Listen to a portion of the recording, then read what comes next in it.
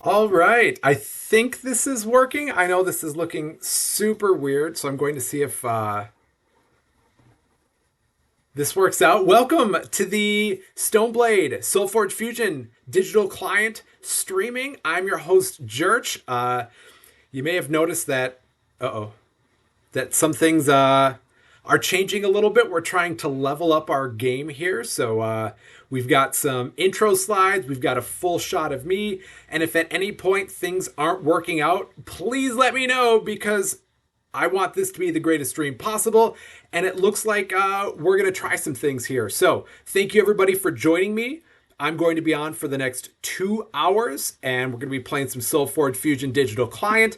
I can be answering questions. I know last week's announcement of Web3 and a lot of the things that entail with that there's been a lot of newsworthy kind of conversation going on. So if there are still unanswered questions, I might be able to answer some of them. I know that last week on the Wednesday night stream, Justin Gary was on for an hour or so and answered a lot of questions, had a lot of great dialogue. And we have another episode of On Forge, the Stoneblade Entertainment news show that will be coming out, I believe, this week on YouTube. And we kind of talk about that a little bit more as well. So check that out. But I would like to clear up any loose ends if I'm possible. And there are probably a lot of things that I'm not the best person to be answering, but I will do the best that I can to talk about that stuff. And also, I'm kind of wearing a Minnesota Timberwolves shirt because they're in the playoffs and their game starts tonight at 9 p.m. local time. So that's why I'm going to put a hard stop on this week's stream because I'm super, super excited. So let's jump into it. I'm juggling a couple of screens now and let's see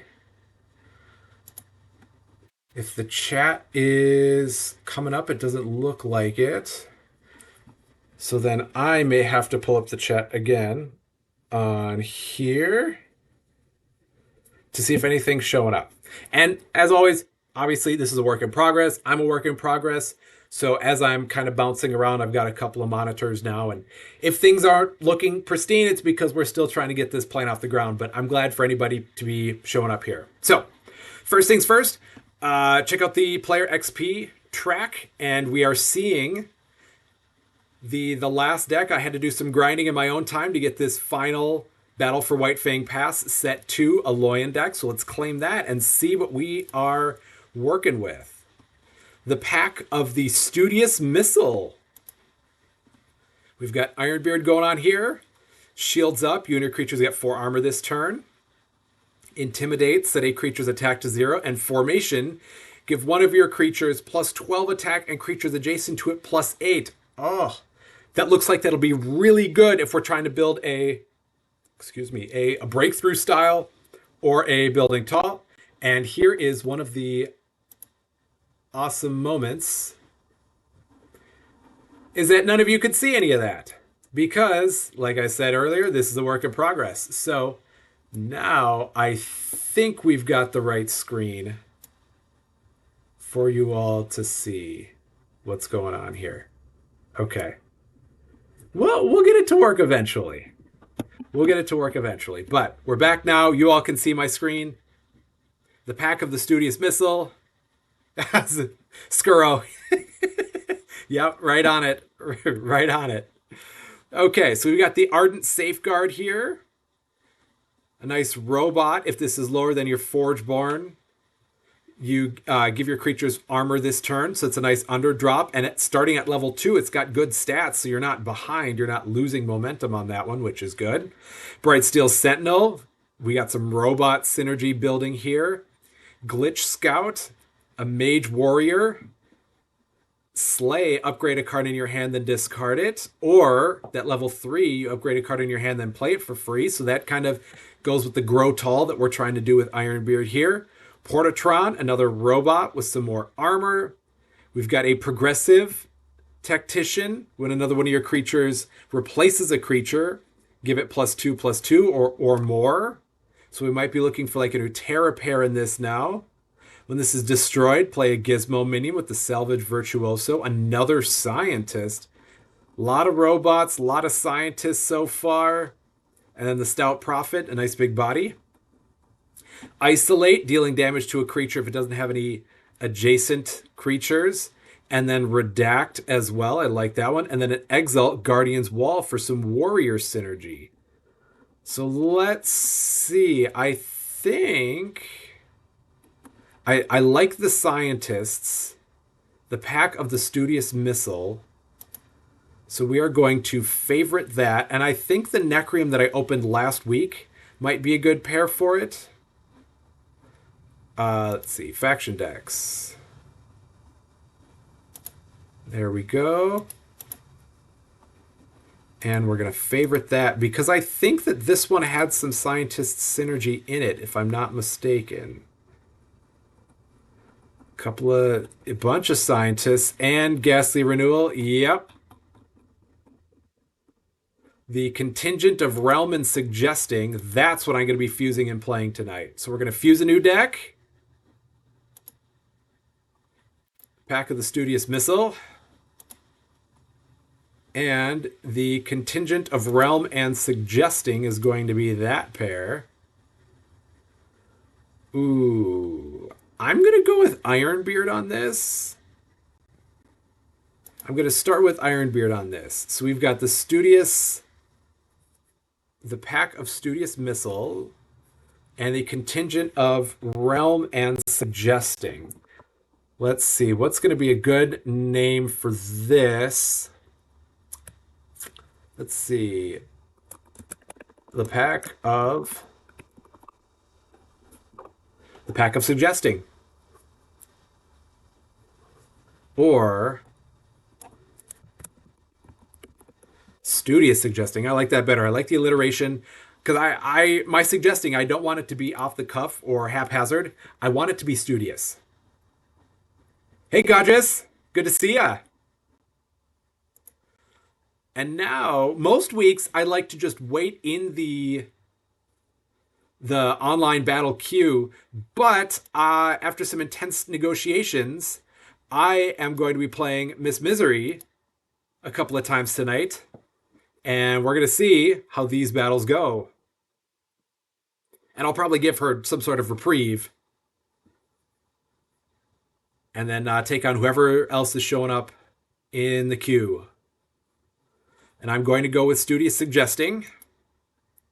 And we'll see what she brings to the table.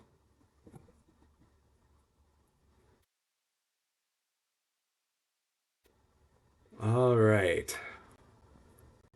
Let's see that up there. Looks like it's working just fine.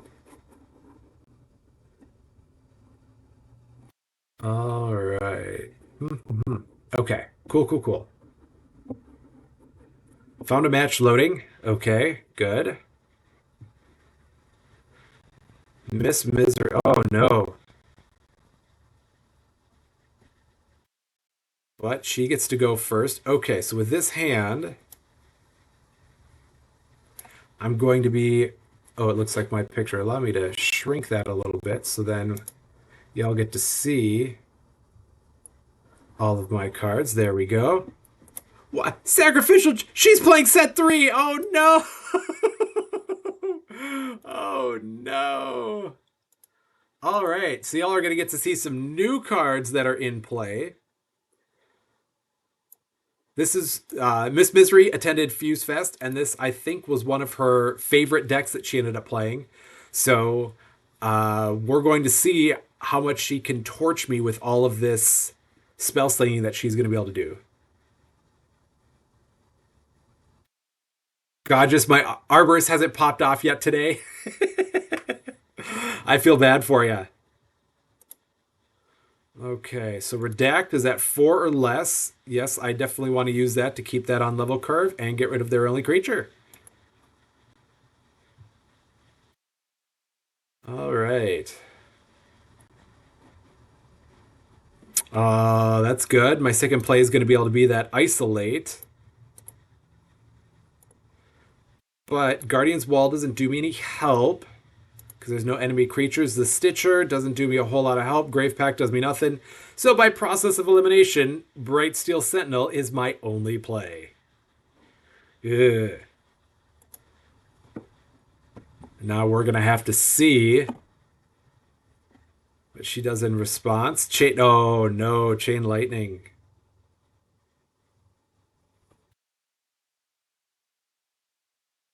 Well, you know how I'm going to respond to that one. Chain lightning is one of the new super strong cards. Let's see if I can pull that up. Chain lightning. At level 1, play a spell sprite minion. When you give a creature plus attack this turn, deal 2 damage to an enemy player. At level 2, it's a spell swarm with the same effect. And at level 3, it's 2 spell swarms. So that could be really powerful if it stays on curve for all the nasty things that my opponent could do. However, right now, I'm just going to kind of toast that little spell sprite. So hopefully it won't get a lot of damage. Oh, and then she's coming back with a Blight Skull Bomb. Let's get rid of that robot. So she'll take 5 more damage.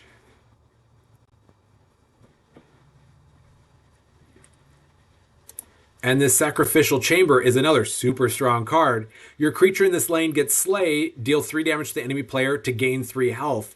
Yikes. So I will have to be avoiding that like the plague. Oh, and here we go. Uh-oh. Dealing damage to the player right off the bat, you say. Okay, so I've got my Progressive Tactician, which isn't going to do me a whole lot of good. I've got my Shambler and Frankenbomb and Infernal Ritual. So I think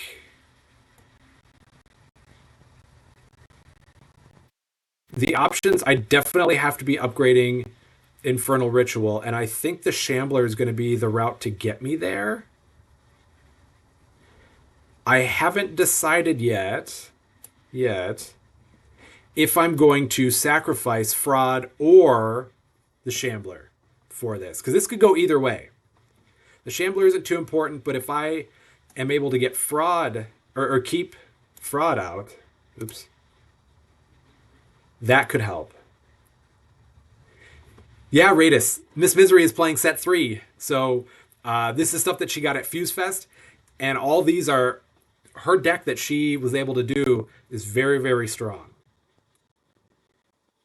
Okay, well, the Shambler's going to die anyways. So I might as well send that one out to pasture. Yes. So go like this. Mindless Zombie. Mindless Zombie. And they get aggressive. And I will activate my Fraud to give them 1 extra attack and aggressive. Now, I'm not going to chump block here because this Wildfire Maiden is going to be dealing damage to me and gaining my opponent health. So the same damage if I chump blocked is the exact same amount of damage that I'd be taking from losing one of my creatures. Okay. Yeah, let's see. So I only have one... Oh no, I've got 2 creatures in my banish pile. So I could Stitcher back the Shambler. And then... possibly do the Brightsteel Sentinel with it. Let's do that no matter what. Let's Stitcher and take the Shambler. I only have 1 minion to replace there. And since I'm not going to be playing another zombie, I might as well give them their extra attack right away.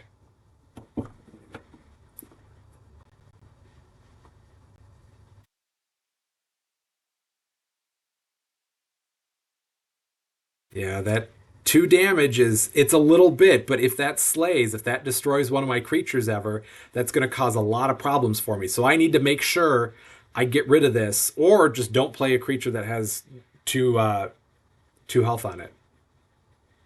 Hoping you have a nice stream. I have a call soon, but wanted to pop in and say hi. Hey, More Than Most.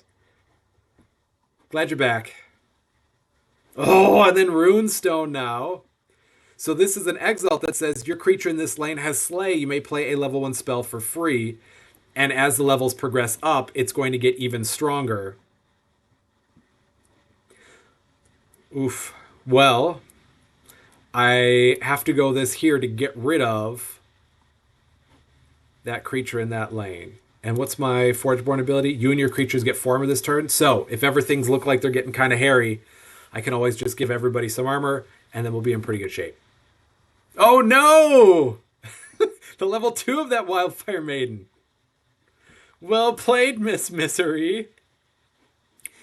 This maiden is supposed to live in Tempest, but this was a betrayer into Necrium. Oh, went a different route. Still playing a level 1 spell for free.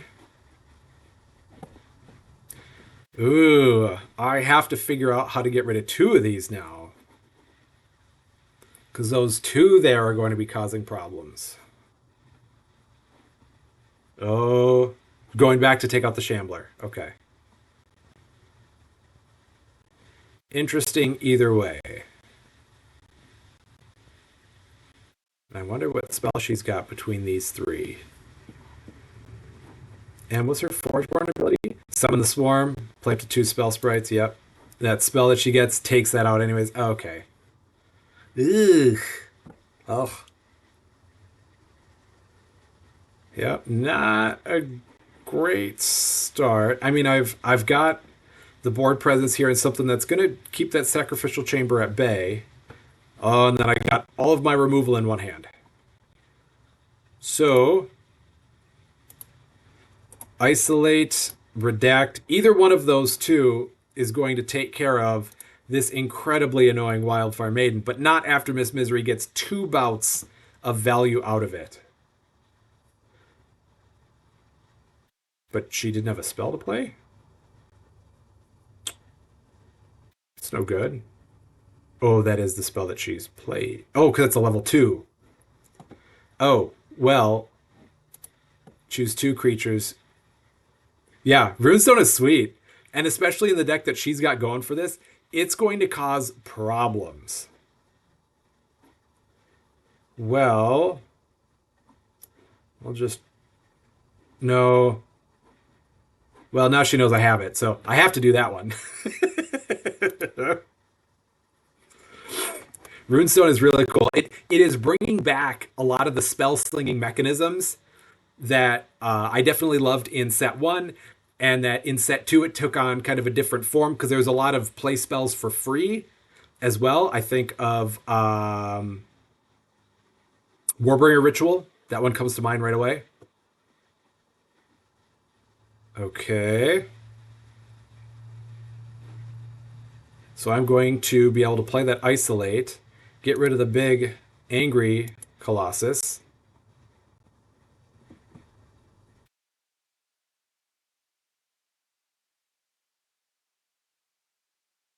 I wonder it. Oh, she didn't use her Forgeborn. Okay. So now I get to isolate right there. And it feels bad moment for her. I'll take the 1 damage.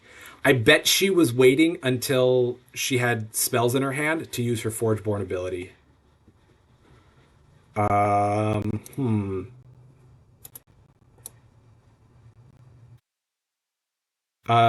might as well power level this one. Or not, I guess not power level, but level up Ghastly Renewal now.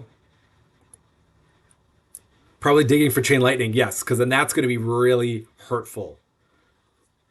Now I need this minion to stick around in order for me to sack it for Infernal Ritual, otherwise I'm going to be in trouble. I should have probably used my Forgeborn ability to give it 4 armor. Yep. This is not going to be good. But Miss Misery had a lot of success with this deck at Fuse Fest, and this is part of the reason why. I think this Sunder is perfectly tailored to what the rest of the deck wants to do. With Summon the Swarm, and then... Oh, come on. And then Gathering Storm. That Forgeborn ability came back. Yep, Godjus, you called it. Oh, no. Because then all of those 3 spell sprites that were in play all get 2 attack. And then they all do 2 damage to me. Oof. Gross, gross, gross. So my plan is still in place. Infernal Ritual to destroy one of my creatures, to play a couple of zombie brutes. And I think I'm going to go in those 2 spots to dissuade her.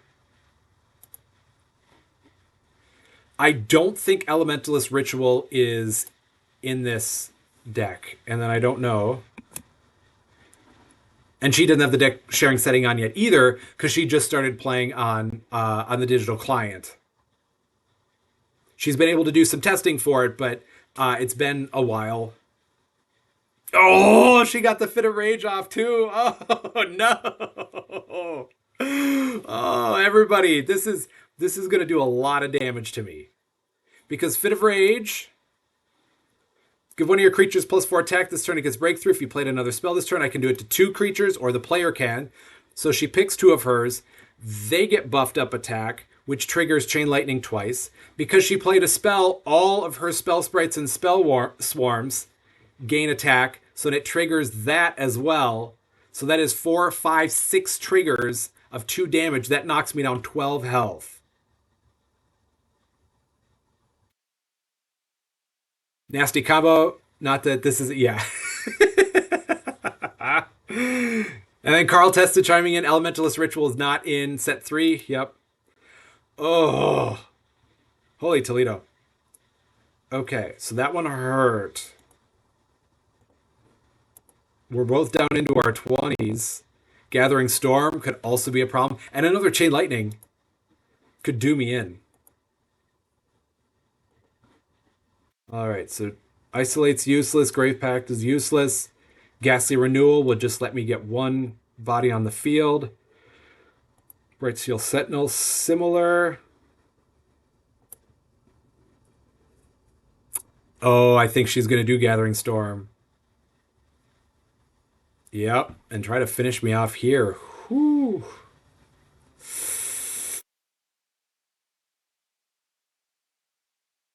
Yeah.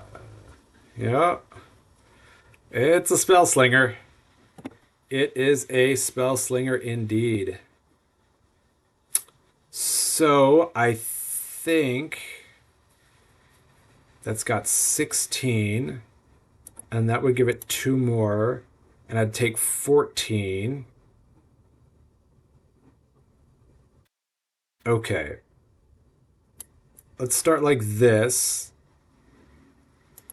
And then we're going to see where we're going to go, because I might need to use my Forgeborn ability to make that spell Swarm 0 attack. But that's not going to solve my problem of another Chain Lightning could probably do me in. Because it's just going to give everything more attack. And I'm guessing she's going to lean into playing a spell, which then would be able to make all of her creatures grow bigger. And then she'd be able to do 5 damage to my face if she so chose. Oh, or just be super aggressive. Huh. Well, I do need to take out these ones that can be buffing up and getting extra.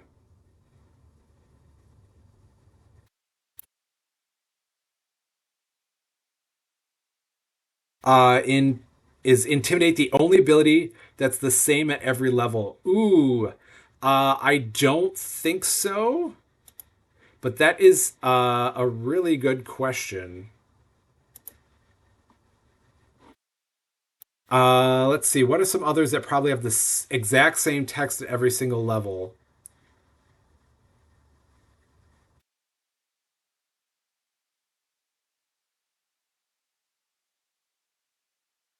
Um, I think Portotron. This deploy, it just swaps lanes with one of your creatures.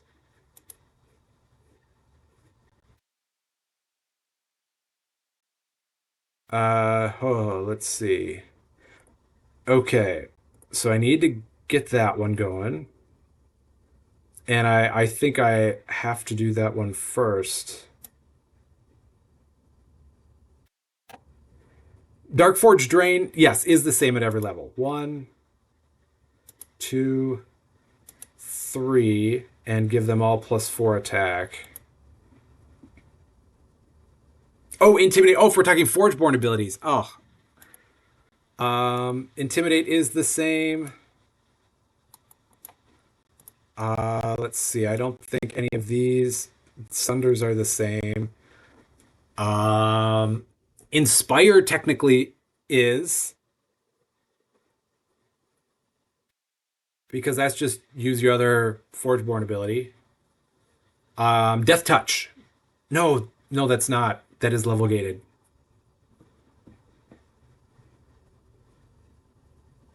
Oh, that's gonna hurt.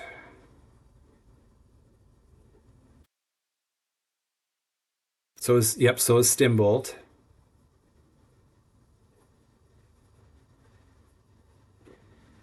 Um, this is gonna put me in pretty rough shape, anyways. I shouldn't have put a creature in that lane. Yep. Because Sacrifice Chamber now is going to deal 3 damage to me. And I guess if Miss Misery plays a spell, yep, there we go. That's good game. Yeah, right, Skuro. It's not quite the same. It's it was the one that came to mind for me. Yes, Paynex, I am wearing a Timberwolves playoff shirt because in an hour and a half, or thereabouts, give or take a couple of minutes, uh, I'm going to be watching Game 2 of the Western Conference playoffs between the Wolves and Nuggets. But because this isn't a Timberwolves stream, then I can't go too much more with that. Okay, if that's what Miss Misery is going to play, let's see if I can bring something a little stronger to the table. That was the first game of the night, yes. Uh, do you have any set 3 shenanigans you can show off? I only have like a 3 half decks from set 3, so I can try to build something. Collection.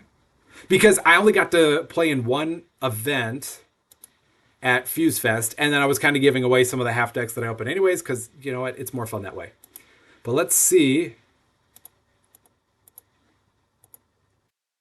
if I have them. I do. Yeah. Good game, Miss Misery. I am figuring out what I want to do here. Okay. Duskmaw and the band. So let's fuse a new deck.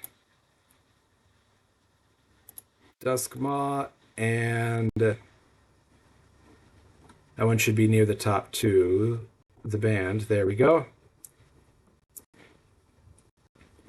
And let's see. Which forge board do I want to do with this?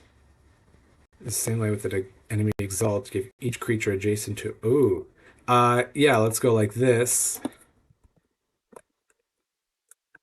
And then we're just going to call this one Misery Hate.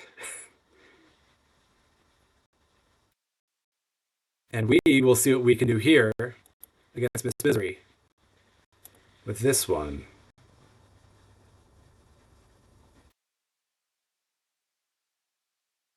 Friend battle. Wait, you're not supposed to be watching the stream. And you're not even online anymore. Oh, we're playing again? I'd like to.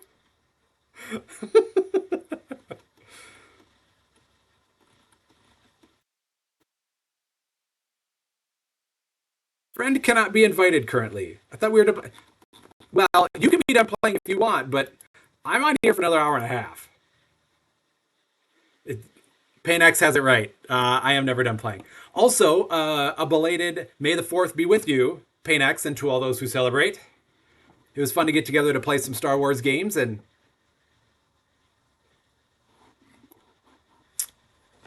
then now we have to do an admin thing. Let's see if I even have permission to be able to do it on this.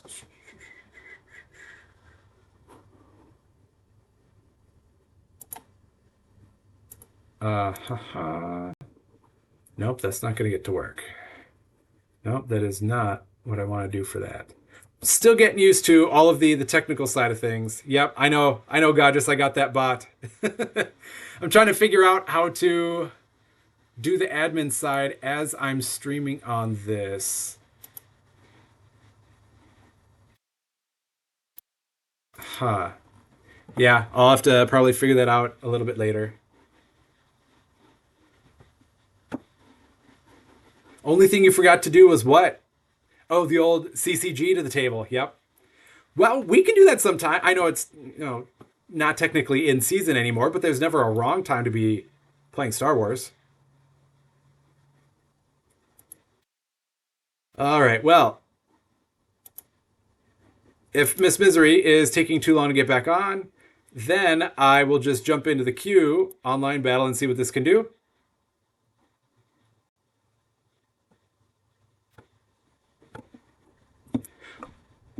Well, Paynex, then if you set up a weekend day or something, I'll come over and we'll play the heck out of that game too. You just let me know. Oh, and Miss Misery decided to be away from keyboard, so then I'm just going to see if there's anybody here, and I don't remember what is in these two faction decks, so we're just going to see what we got. Found a match, loading up. So I apologize to my opponent. I don't know what we're dealing with here, but it should be fine. Mr. Fondue! Don't mind if I fondue. Oh, I remember what was in the Utera one. I would queue up, but last time you did something. So one of the fun parts of this Utera half is the Pack Master. When one of your warriors is dealt damage, give it +2 attack. Give this +2 attack for each of your other creatures in play. Not a great card, but it's a Pack Master. And we got a Drix Master going on here. And I love Necrolord Yorick. It's a nice little fun one. Step 1, Crush Jurch. Step 2, bask in the glory and sunshine. Yeah, I'm feeling that. Okay. Because I want to get that zombie to work too.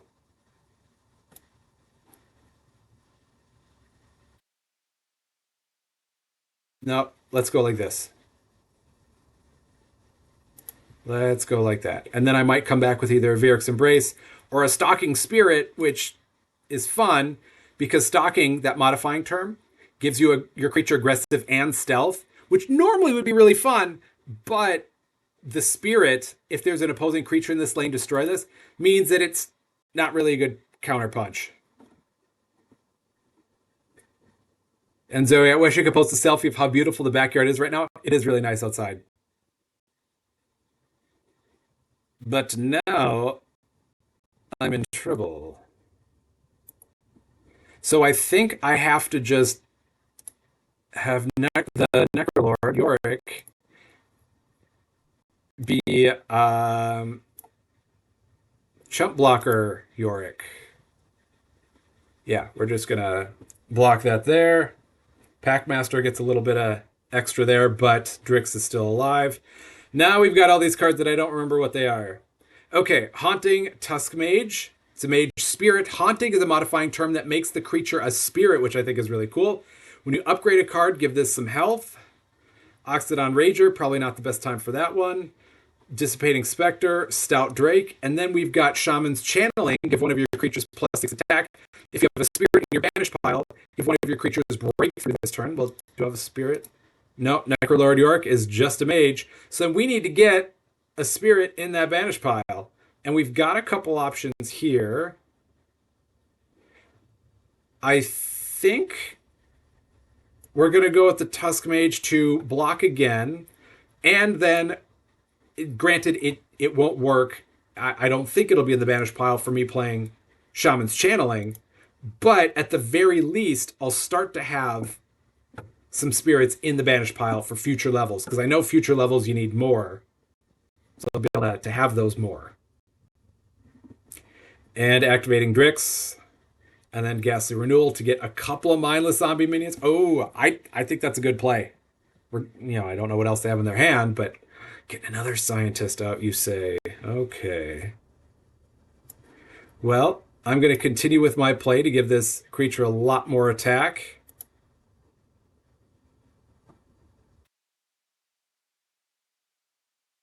And then we don't have a great setup for trying to block their counterpunch here. But I like having this Packmaster be something that the opponent's going to have to deal with. And I don't remember if I have any more or a lot more warriors to get any sort of synergy out of it, but I got that one. Okay. Featherfang, Biting Elk, the Hardshell Beetle, which is a beast. Relentless Wanderers, okay, that's worth something. Graveborn Caller, yes, I do have a Hantu the Restless. No, so I gonna be very light on our mages here, or not mages, our warriors here. Yeah, and now Ghastly Renewal. So I'll win that trade, lose the other one. But thanks to the operator, Stout Operator, that's a good one to have. Right. And there's another robot in place, and this Warden is going to get really large. But I am definitely going to want to get Hantu out there. Hantu is kind of the big bad that a lot of people have been seeing so far in this set. Let's put it there, and I'll explain why. Hantu says when another one of your creatures is destroyed, reanimate that creature unless the enemy player takes 3 damage. So, enemy player decided to take the damage instead of reanimating, which I don't blame them for. And then I could either do Graveborn Caller or the Beetle. But either way, I need to block something. I think I'm going to do the Caller. And let's go here to at least trade and then have my opponent either take more damage or allow me to reanimate that creature.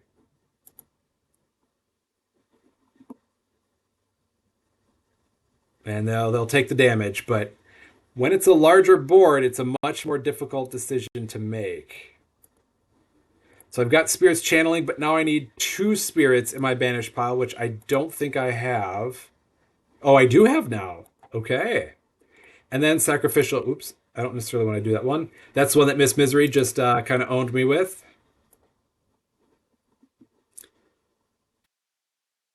Necrolord Yorick. I would like to make that happen.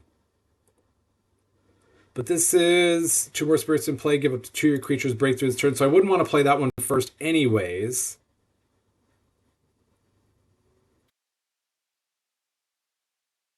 Let's do Necrolord Yorick.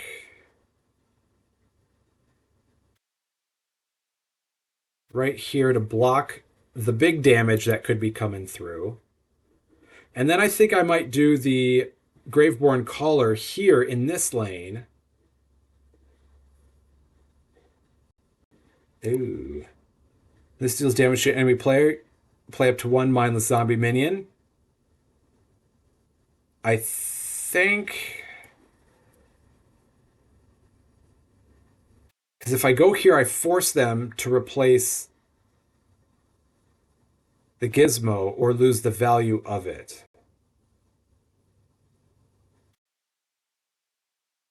Yeah, let's go like that. But then I'm also going to be a little bit smart and give some of my creatures some armor to stick around. Because if I can get 2 Hantus on the board, that's going to be a real problem for my opponent. Because then they'd have to make that decision twice for each creature. And then they have to make the decision once for each Hantu. Because they don't work for themselves when another one of your creatures is destroyed, but one would see the other.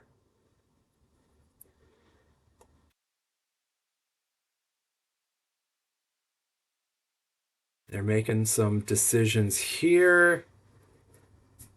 If you have a way to remove the Hantu, that's probably the route to go. That's probably the best route. Lucid Echoes. Oh, it's early in the deck cycle. So can you get 7 damage on that? Oh, going the other way. Ah. Because it's still not going to be enough.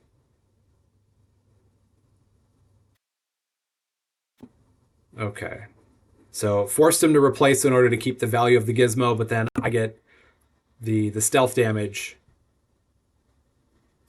And then just do that there. This may bring up an interesting scenario because the game will ask a player to decide this for a minion that's destroyed, but since minions don't go to the banish pile, they don't get reanimated, which means you'd always want to let the opponent reanimate a minion because it's not going to do anything. Okay.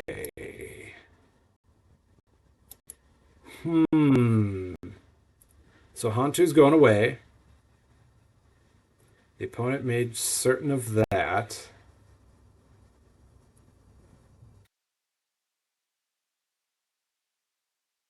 But now what do I want to do? Because I could go there and give that 3 armor, so the beetle sticks around. So I think I'm going to do Hardshell Beetle into the Ferocious Roar. And then I'll at least fill up my lanes and make things a little bit stronger and try to put some heat on this opponent. Because right now they've got a really solid board. I mean, heck, it's filled up with 5 creatures, none of which I'm technically taking out in combat right now. So I need this Ferocious Roar to even trade a couple of places. Actually, the beetle would survive.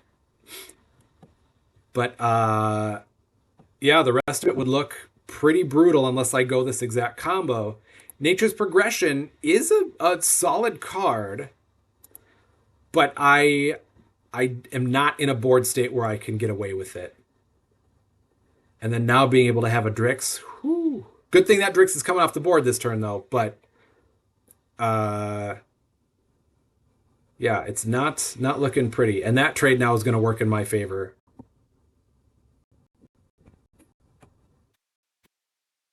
Yeah.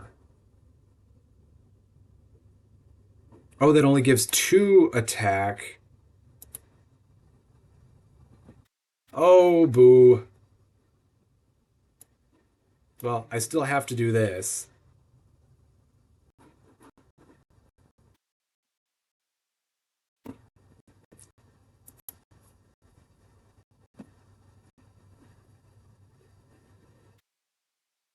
And I'll let the enemy decide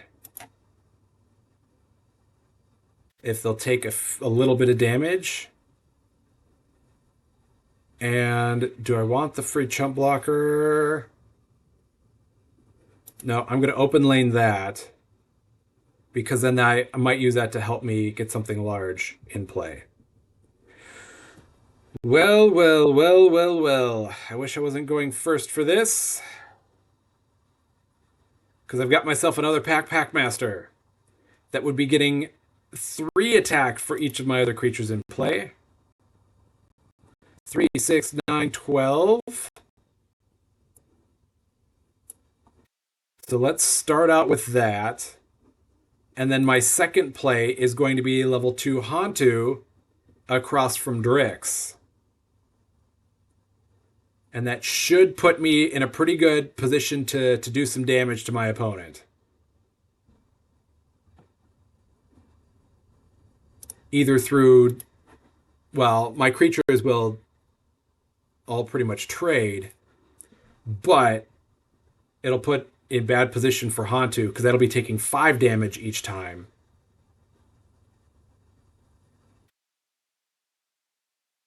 All right, Hantu right there.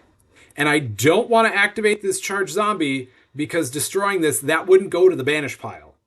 So my opponent wouldn't have the decision to make, I don't think. And even if they would have that decision to make, they should say, sure, reanimate it because it doesn't go to the banish pile. That is, Skuro, I don't think that it does.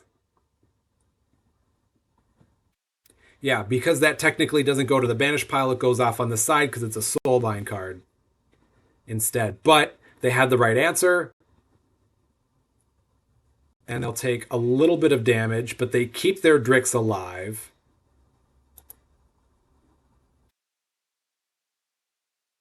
That's not even the spot where I want to put that. I think I do.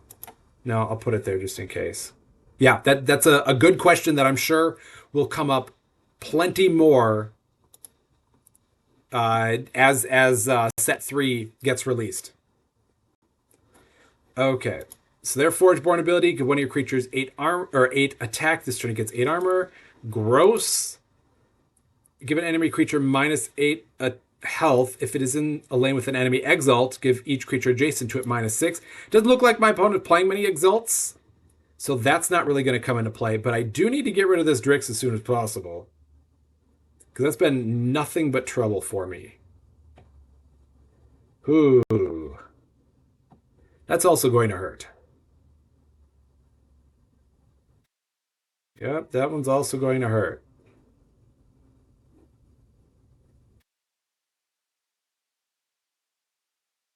I think I just have to straight up use that right now. And yeah, you can get your Gizmo minion, but I was able to get that out of the way. Graveborn Caller.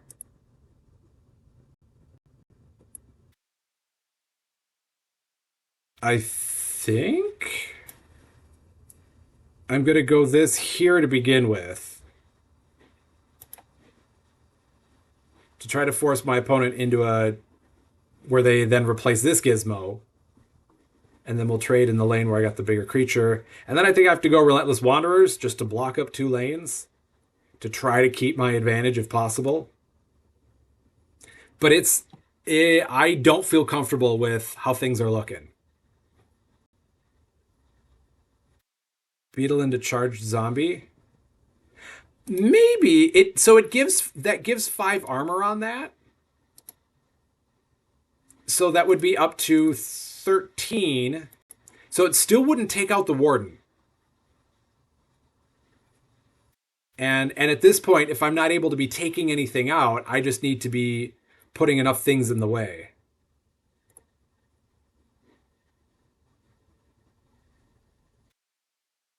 And I guess I could do it in this lane and take 14.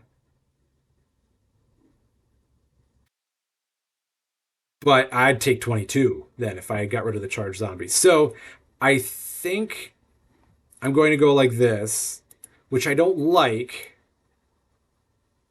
but it's going to keep me alive and keep me at as even as we can be. Because now they've got 3 creatures to my 1. And let's see. This Packmaster, which I love, but it's in a bad spot. So I think if I do the Haunting Tusk Mage here, and then I put the Packmaster against the Operator, oh no. Well, there goes that Zombo. But if I go this here, then I'll at least be winning that trade right now and keeping that Packmaster alive for other warrior potential synergy. But that one's going to hurt. Because that is 24 coming at me. Down to 14. Yikes. This one's making the robot synergy work. I like it.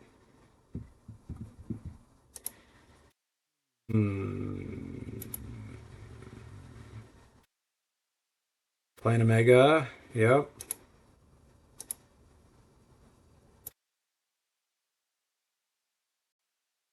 Oof.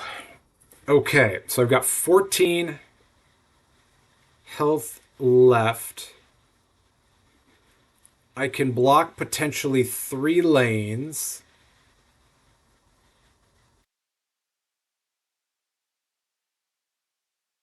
Right. And then replacing for that Shambler. Oh. Well then, if they do the cutthroating, that's gonna hurt. Yeah. Yep, well done there. Hmm.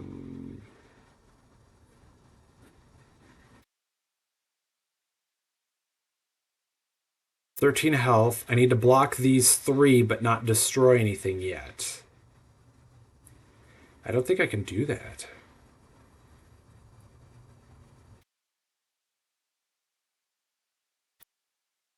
So if I go this, and then charge zombie there, then I'll have to sacrifice the Necrolord. No. Yeah, ooh. Interesting decision there. So I do have to sacrifice the Necrolord with this Infernal Ritual in order to put a couple of aggressive creatures, and then it gives all my zombies, or a couple of zombies, and they all get aggressive, so then it prevents the stealth from going through, but I still take 10 damage. And they still have 4 creatures on the board. Now I got Shapeshift, give a creature +10/+10, and has all creature types. And you and your creatures get timer this turn. Well, there we go on that. Hmm.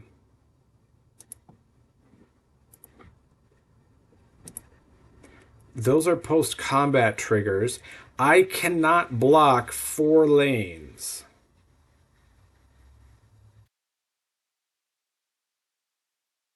I cannot block 4 lanes.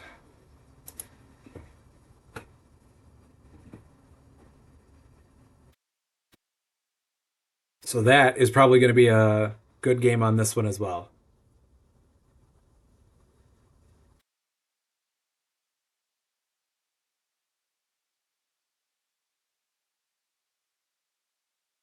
Oof.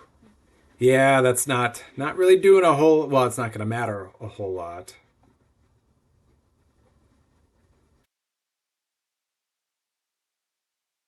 Yeah.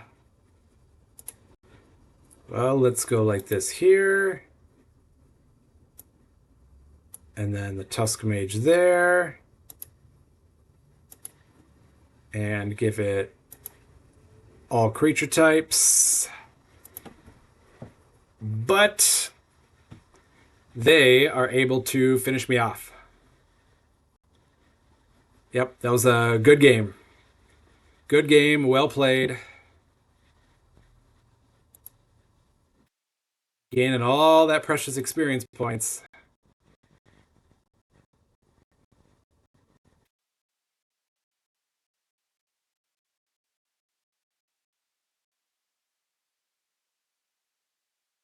Yeah, that was a good game. I didn't do so hot, mostly because this was supposed to be misery hate, not hating it. Randos. Okay, let's see if I can make one with that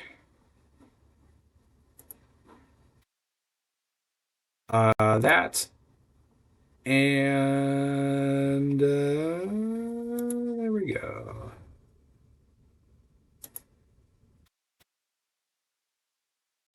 And we're going to go here, and we're going to go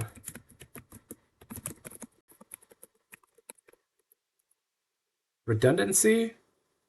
Redundency. I think that's how you spell redundancy. Otherwise, I'm sure nobody in the chat will fact check me on that.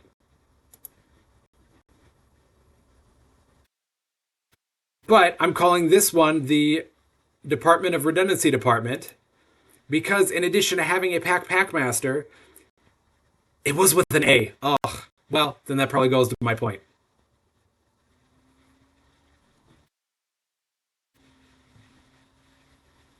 It also has a researching researcher in this deck.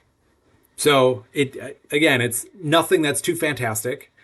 Not a lot of synergy. Oh, good game. That was you.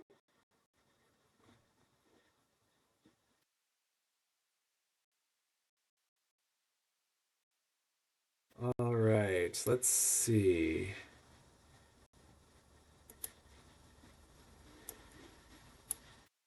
There we go. Mr. Font, awesome, cool. All right, so one of the new cards that I'm playing in this deck is the Metamind Warden. Activate, give an enemy creature -2 attack. When you upgrade a card, ready this. However, Fletch just decided to... Oh, man. Nick Fletcher just decided to good old Dreadbolt it. So I got nothing going for me now. I was going to go the Alolan Monolith because I think that one's fun.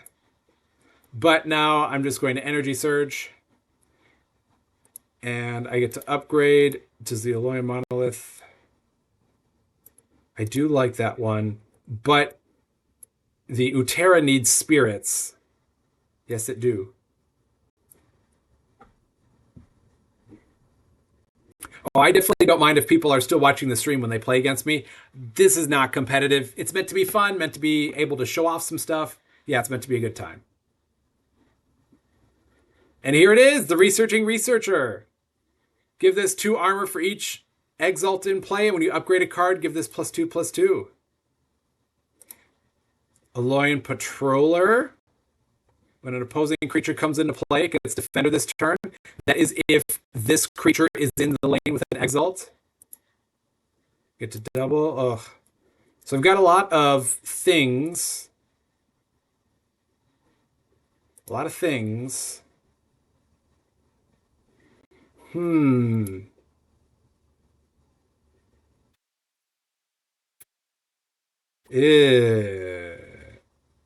Very new. Well, hey, you played that one really well.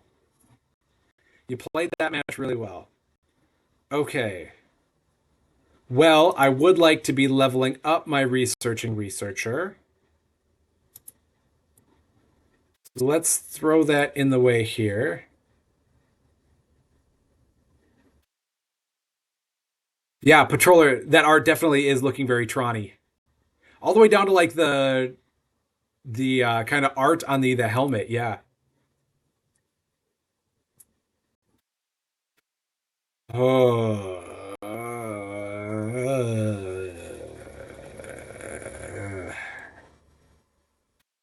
Fletch, you're killing me. Well, Pack Master is going to get a little packed up. And then it's going to gain... It's a Shambling Shambler? Oh, you monster.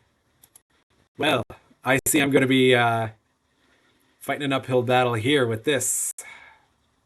Fletch and the Shambling Shambler.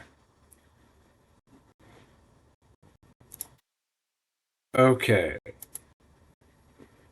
Well, I wonder. Let's see how crazy we can get this. Let's go Nature's Progression, which is going to give a creature +4/+2 and upgrade a creature in your hand, then discard it. I'm going to upgrade Relentless Wanderers because I'm not going to use that one at this level, but it could be helpful at level 2. And then I'm going to lead into playing Shaman's Channeling, give one of my creatures +6 attack, and I've got a Spirit in my Banish pile, so then I'm going to give it Breakthrough as well.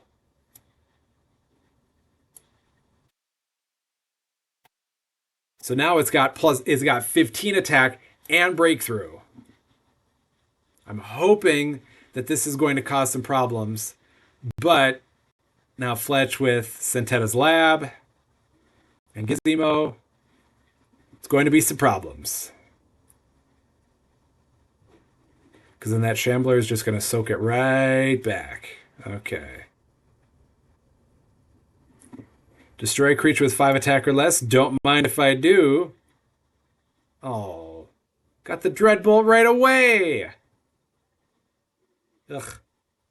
That's supposed to be fun for me. I'm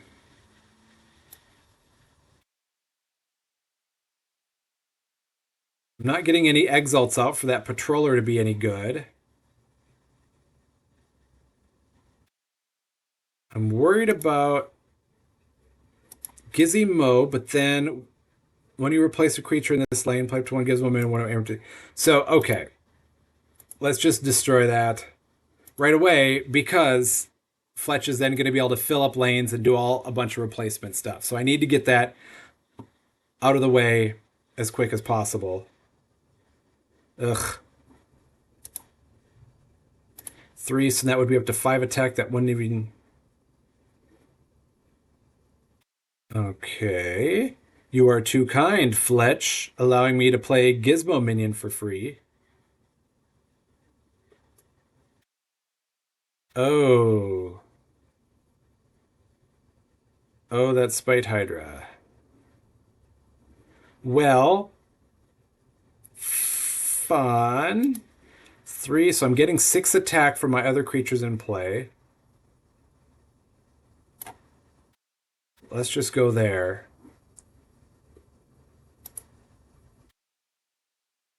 And whew. Still got 2 creatures on the board. One that's looking pretty nice. Another that leaves a lot to be desired. Spite Hydra is my Patronus, yeah. Okay.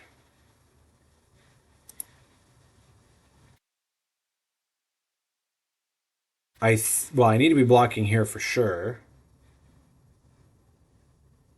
So let's do the Tusk Mage there. Because I need to keep getting spirits in my banished pile in order for Shaman's Channeling to be doing its thing.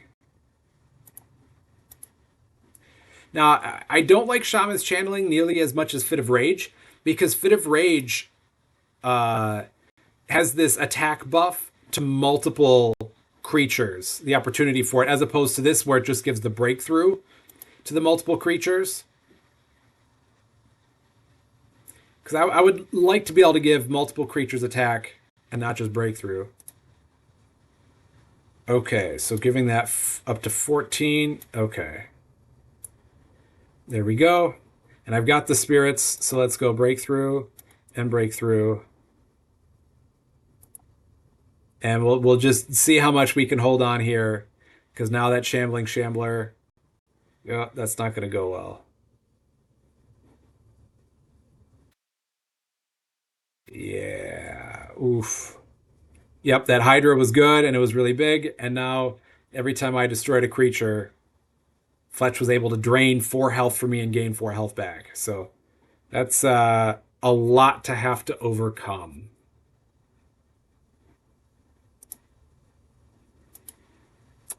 So I've got some good cards here with the Relentless Wanderers, especially right now, because at the end of the deck cycle, I get to play an Oakfather minion, provided this survives. And then I can roll that in with Energy Surge to be upgrading a bunch of stuff.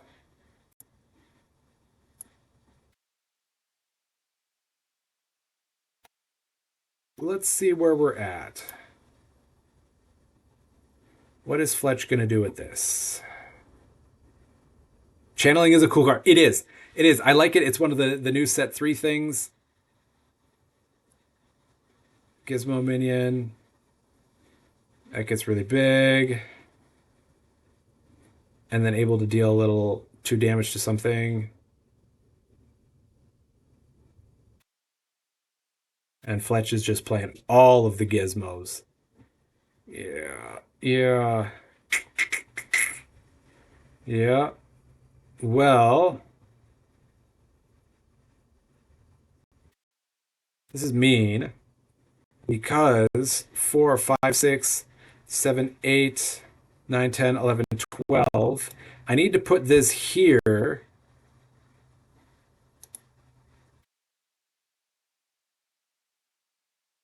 To prevent me from destroying more of my opponent's creatures.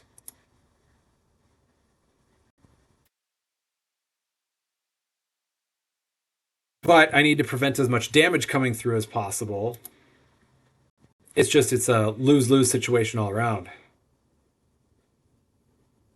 Yeah. Yeah. Well, I do get an Oakfather minion. Just put it there. Okay. And then let's see. So Fletch, mind over matter. Oh, yeah. Hand reshuffling 1. Unify, give a creature +3/+3. If it's in a lane with one of your exalts, you may set another one of your creature's attack or health equal to the previous creature's attack or health. But I haven't been playing any exalts, so that one doesn't do me a whole lot of good. Hmm.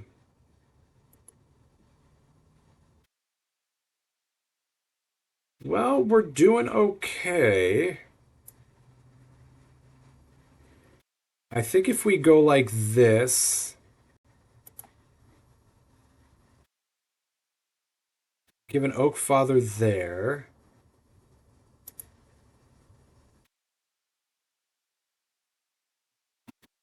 We're not in good shape by any stretch. And Fletch is probably looking for that Shambling Shambler level 3. And that would put a nail in my coffin. Because then the opponent would be gaining 6 health, and I'd be losing 6 health for every one of their creatures I destroy. So that just would not be a good experience. For me. I mean, opponent would be able to do just fine. Yeah. So if they got the Shambling Shambler, then that would be able to be it. And if they did get the Shambling Shambler, they should play right away.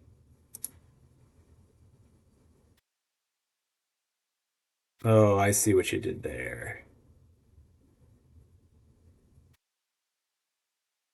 Well, we're going to go here and get that wisp out. So what Fletch did is he put a creature with stealth that would be going against my defender, so next turn I wouldn't be able to block it. But what Fletch doesn't know is I'm not that tied to my creatures.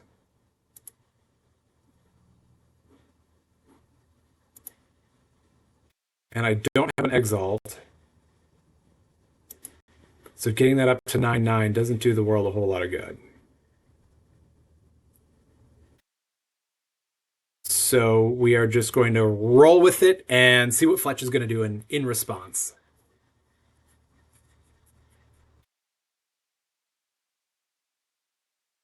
Just putting a gizmo there to set up for next time. Yep, that could be a problem. That could be a problem indeed. Well, I got myself a Packmaster.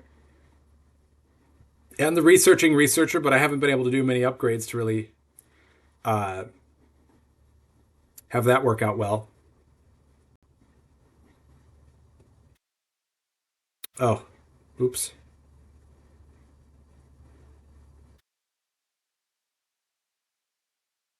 Okay.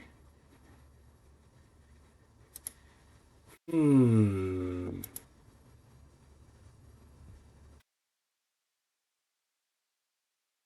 Well, let's see. So that would be getting 4 for each other creature I have in play.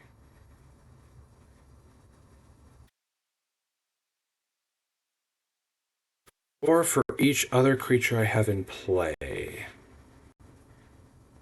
4, 8, 12, 16.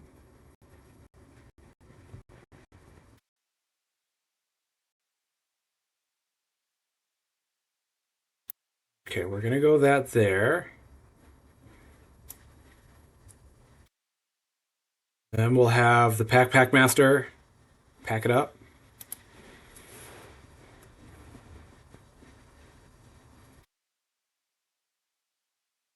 And well, now that's just going to be rude. So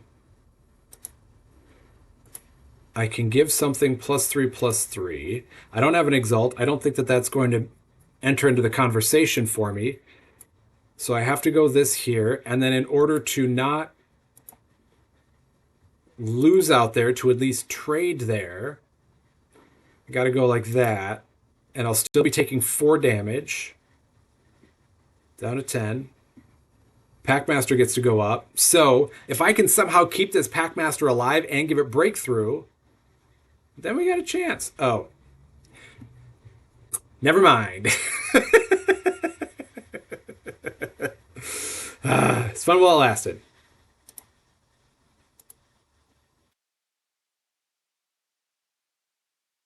Okay. Okay. So let's Energy Surge.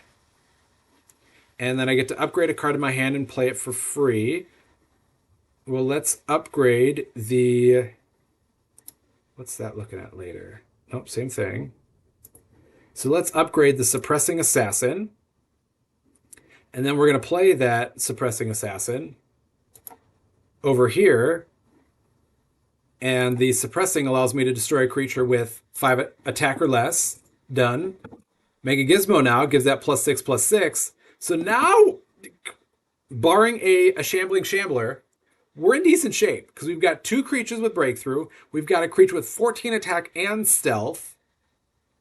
That's going to take out that one there. That's okay. Oh, wait a minute. This Tusk Mage should have been given extra attack because I upgraded a card.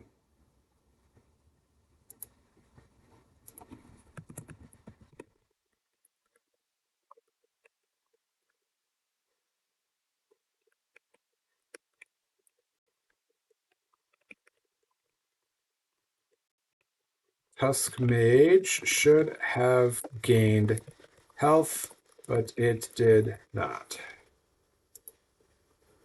All right, sending bug report. Hopefully this isn't taking too much time. Come on, bug report. I just want to play a creature with stealth. Continue. Okay, plenty of time. So I could give a creature 8 armor this turn and ready it. So 8 armor there. I could do the Aloyan Monolith. I think I like that, actually. Because upgrade a card in your hand to discard it, I will upgrade the Patroller. And then I'm going to activate this to give that 10 armor. So none of the upgrades for the Tusk Mage are working. That's okay. Yeah, that's why I'm not a huge fan of playing set 3 until it's officially taken care of and all ready to go. But I'll make sure I let the team know. Yep, that Tusk Mage should have 10 more health. Should be at 16.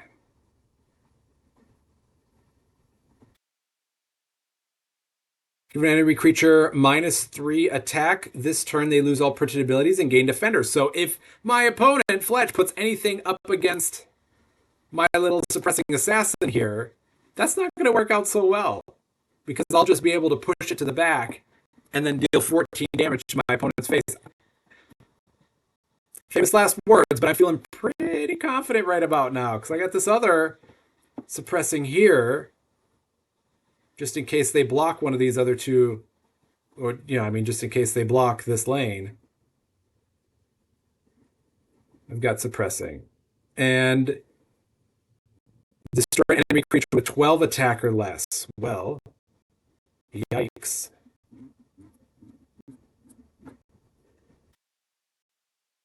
Okay. So we will go suppressing here and destroy that Mega Gizmo so they can't do any replacement shenanigans with that.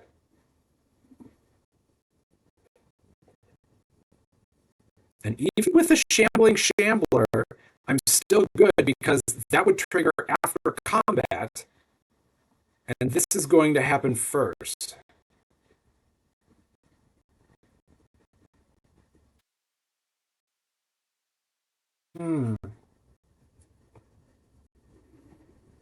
We'll have to see what Fletch has in store, but I think I might have been able to pull this one out.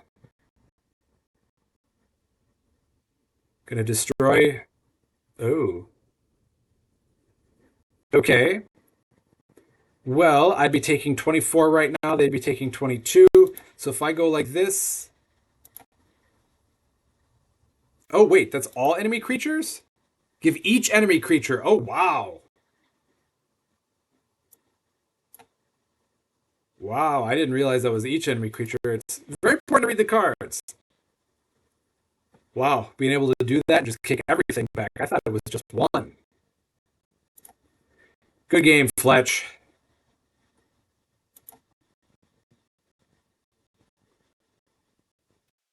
Okay.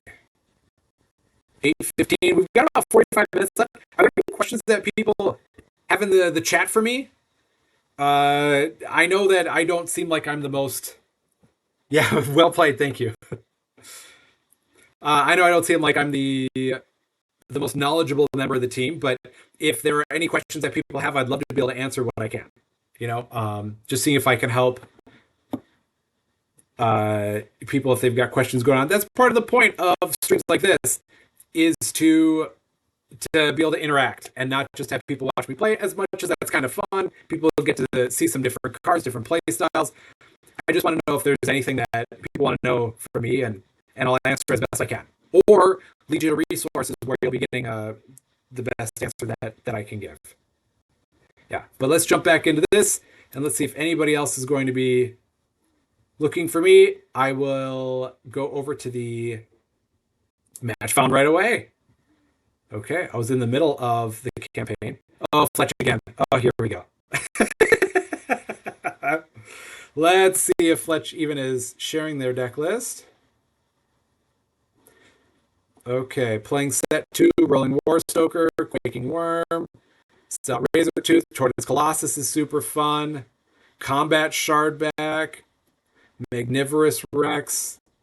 Okay, so we've got some Dinosaur, we've got Stampede, Ice Storm. Okay, do not want to be putting creatures in adjacent lanes. Got that going. Okay, let's see.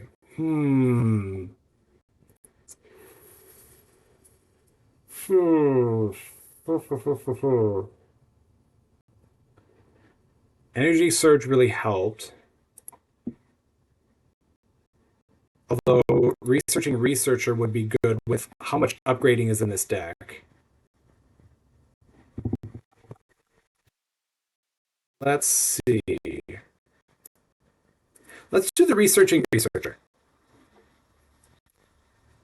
Now, if I was doing this as competitively as possible, I'd probably do Relentless Wanderers first, but I'm going to try to have some fun with this and do some weird stuff.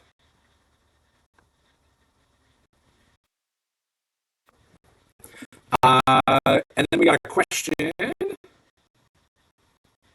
Okay, Energy Surge to prevent the damage and upgrade. Yeah. Okay, got that there. And Skrull, I will definitely be answering your question. I just want to make sure I'm not leaving Fletch hanging like this. All right. And that also did not proc my Researching Researcher. So upgrading that isn't working so hot. So Skrull, is the sealed tournament on the 18th this month's version of last month's sealed tourney? Seems like it will cost $5 this time, which still seems more than fair. Yes, and on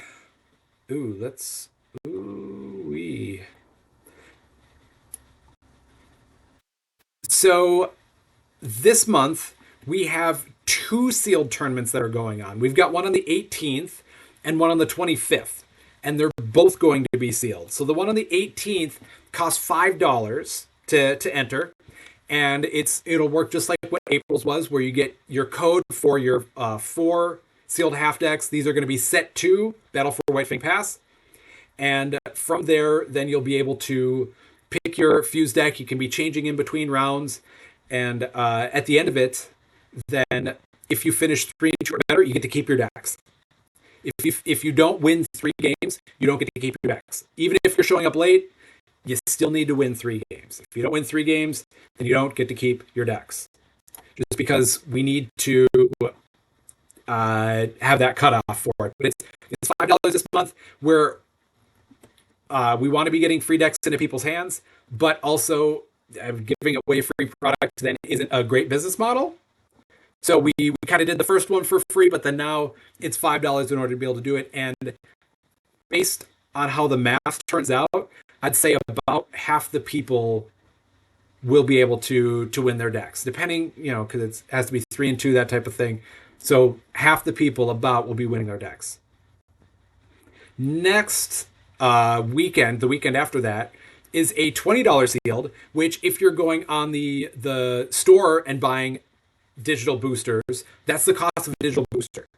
So for that price, you get to be in a sealed event, and you get to keep those 4 half decks. So you keep all 4 of those half decks. You're playing in a sealed event, and anybody in that event who makes top cut is getting extra price support. So they're getting extra half decks thrown their way if you make the top cut in that. And that was $20.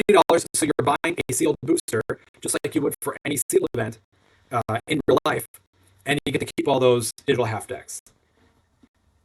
A couple of questions related to that. So you changed your fuse deck between rounds this time, or did I miss? For the for either one of the sealeds, let me check to see exactly what the description on the event is.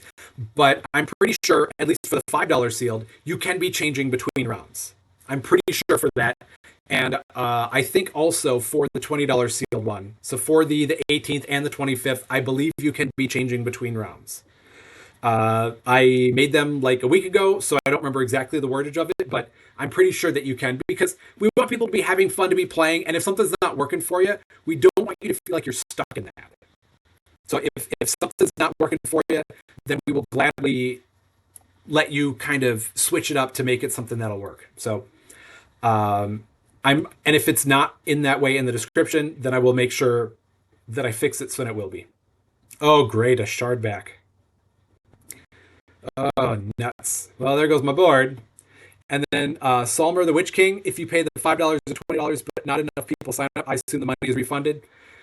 Yeah, if by some strange chance we don't get enough people that sign up for it, then you'll get your money back. But I don't anticipate that being a problem.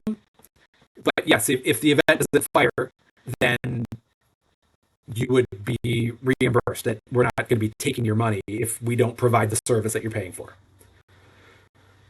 Okay. The Guard Archivist. That's probably going to help right now.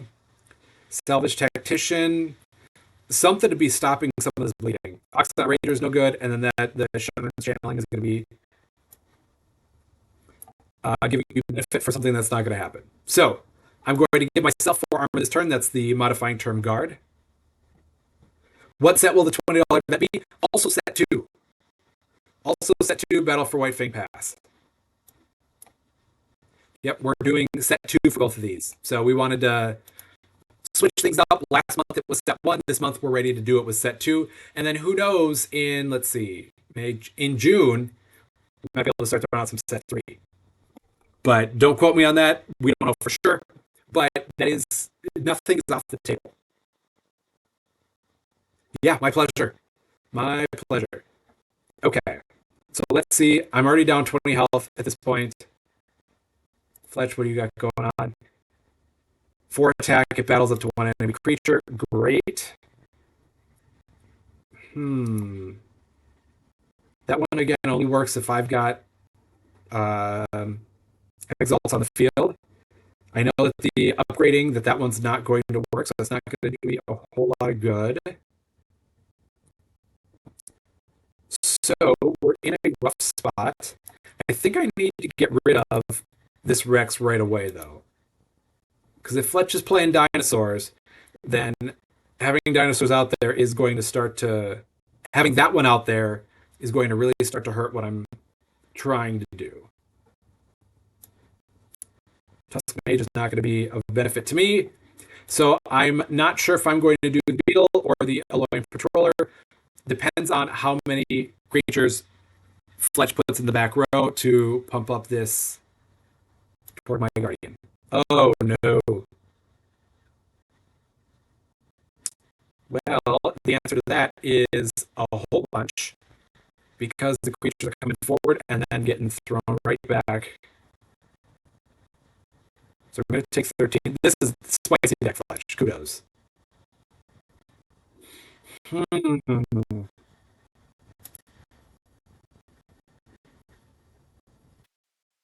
go that there. But I'm taking at least 13. Oh. So I'm taking 23. Yes. Yes, this one might not end well for me. Oh, I am taking 32. That's it. Well. There we go. Only 716 experience points. Ugh. Oh, I feel like I wasted just time on that one. I know that was fast. Okay, I think I've got time for probably two more because I definitely don't want to run over tonight. Normally I don't mind, but for those of you just joining, I'm watching the Timberwolves playoff basketball game, and that's pretty important to me. So I'm stopping right at 9 o'clock for this. So let's change decks. Fletch is still probably in the online queue, so let's see if we can have something. Will we get any info this week about when set 3 might ship? That is a good question. So, as far as, well, I do know that set 3 is stateside, and they are putting together the shipments for things. So I don't know precisely when that stuff is going to go out, but the goal is for it to start arriving to people by the end of the month. And we want to have set 3 digital and the physical like releasing at the same time. So that when it's coming out on the physical or digital, like we want to make sure that we can have those lined up pretty closely to each other. Ooh, I like this combo. Yeah, so it should be in the month of May. That's as far as I know for set 3. And if there is any update that needs to be happening, then we will obviously communicate that as soon as we know for sure.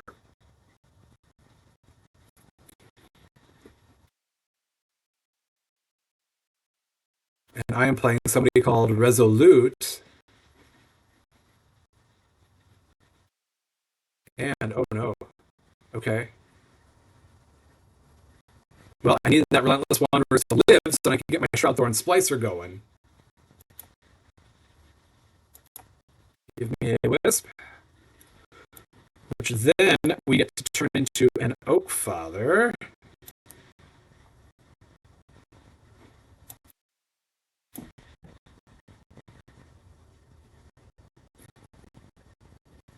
And excellent play.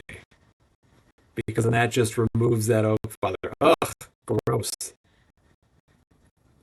Gross. No combat, and they're in a much better situation, much better setup than I am. Will stores get the product at the same time as well? So the first wave that's being shipped out are the Kickstarter backers. So those who backed back in October, November, they're going to get it before retail stores and before people can be buying it online or things like that. So we want them to be getting their product first. So that is the top priority. And then like a week or 2 weeks later is when everything will start getting to everybody else.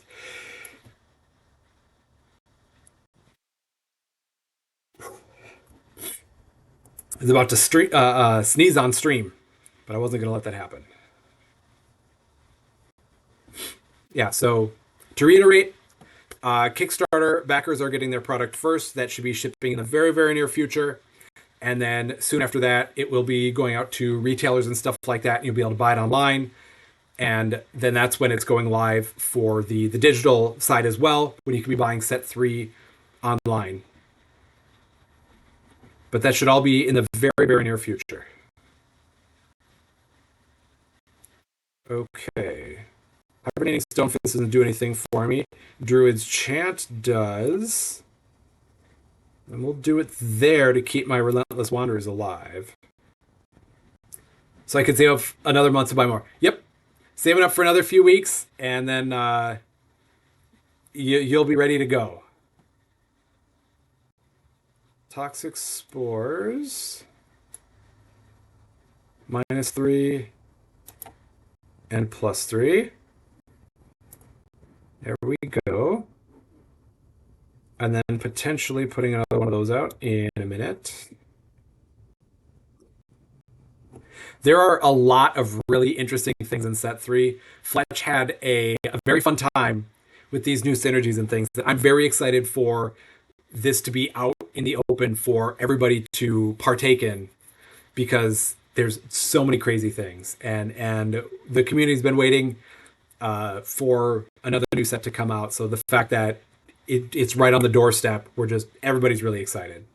And I'm sure if you're checking out other streamers and stuff, that they, oh no, shoot, that they will kind of give a little bit more insight as to some of the things that you can be looking for, some of the stuff that maybe if they attended Fuse Fest, that they have at their disposal. Well, that's not what I wanted. But Fit of Rage fits into my game plan. I wanted that extra minion out so I could have given that attack and breakthrough. This deck is one of my old ones back from 2022, so not that old. Or I think it's 2022. And the key to this deck is a level 2 Dark Forge Drain. So I'm trying to play a bunch of spells to be able to unleash this Dark Forge Drain on an opponent when I have a creature with Breakthrough in the front of a lane. Because when I have that, oh, you're going to trade there? Or trade, good call. Good call.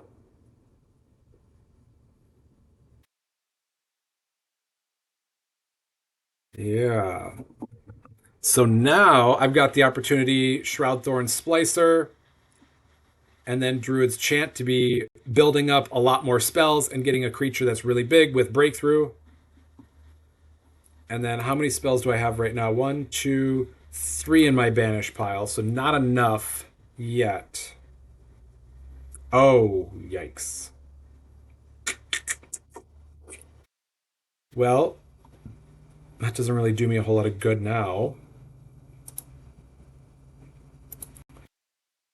Freezing Omni and Ice Storm, 4, 5, 6, not enough to matter.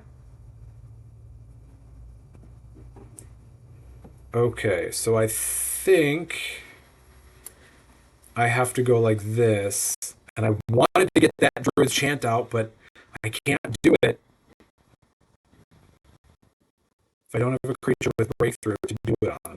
I mean, I can, but then I lose out on the value, so I need to get a creature with Breakthrough out, and now I'm just going to wipe my board again. Just going to wipe my board again. Oh, that's frustrating. Yep, ping, ping. Nice.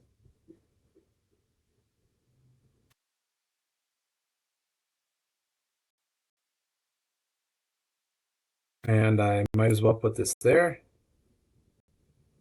Dark Forge Drain pretty much won me my half decks last month by itself. Yeah, it's a very strong Forgeborn ability. It works best on something with Stealth or Breakthrough. So in order for me to be in that position, I need to have a creature that has Stealth or Breakthrough. It's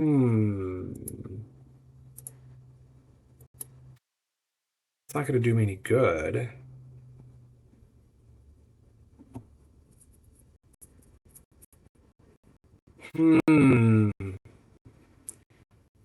I'd like to be getting close to double-digit spells at this point. 1, 2, 3 still. 3 is not good enough. 3 is not good enough. So I think I have to go like this, and then the Regenerating Reveler to play a useless spell, but it'll also get another spell, and then I'll be able to do Dark Forge Drain on my Basher to keep it alive and do some Breakthrough, but I'm not in good shape for this. Definitely not.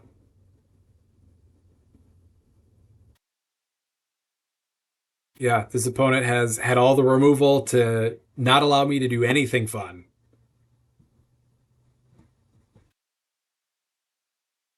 Yeah. Maybe I just do Relentless Wanderers instead. That might actually be better.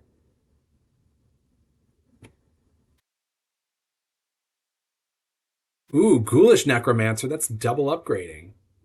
That's pretty cool. I like that one. Hmm.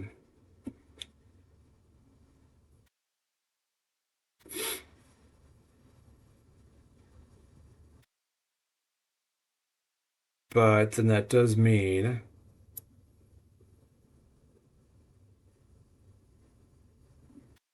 or I could just not take any damage on that.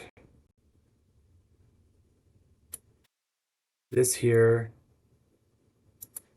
that there, it would be gaining two. Okay.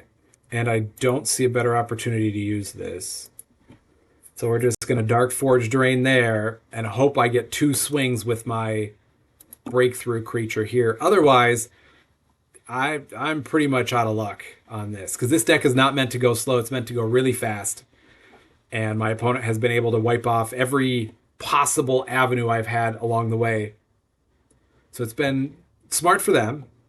Ooh, a Betrayer Palladium Hindermind. That's really cool. What are they going to move?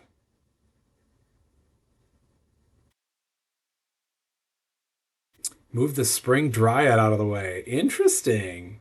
So just taking 14 to the face there, but keeping their life gain alive. And probably put the 2/2 there on the Spring Dryad. Yeah. Yeah. Okay. I like that. It's very aggressive. Very aggressive indeed. Well, now, is it possible for Forgeborn to have the same power twice at different levels, or are they always different? That is a good question, Skuro. It is always different. Yeah, that each Forgeborn has 4 abilities to choose from, and then 3 are picked, and then they're slotted into the different spots. So they guarantee that you won't be able to have the same Forgeborn ability twice. And I think if I Toxic Spores on the Spring Dryad, give the health to my Basher here, then my second play is the Mecha Mage. So I can deal 4 damage to Spring Dryad. That would be 10 total. Take care of that. Unless they're going to use the Mystical Tangle Sprout to scratch that back. Ugh. That would be brutal. Because then it won't matter. Then it won't matter. Okay, so now you're telling me I got a chance at this. Toxic Spores. Give one of my creatures +6 health. Give an enemy creature -6 health. So I do that there. And the Asir Mecha Mage, if you played a spell this turn, I can activate this to deal 4 damage to a creature or player. So that 4 damage is going to go right there on that Spring Dryad. In order to take it out, I'll put the Mecha Mage in a place where it's not going to get destroyed. I'll be able to activate this to get Spell Sprite to chump block wherever I need to.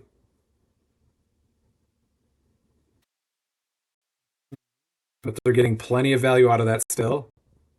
Sharp Plate Delver, really good card. Really, really good. And then getting even more value. Whew.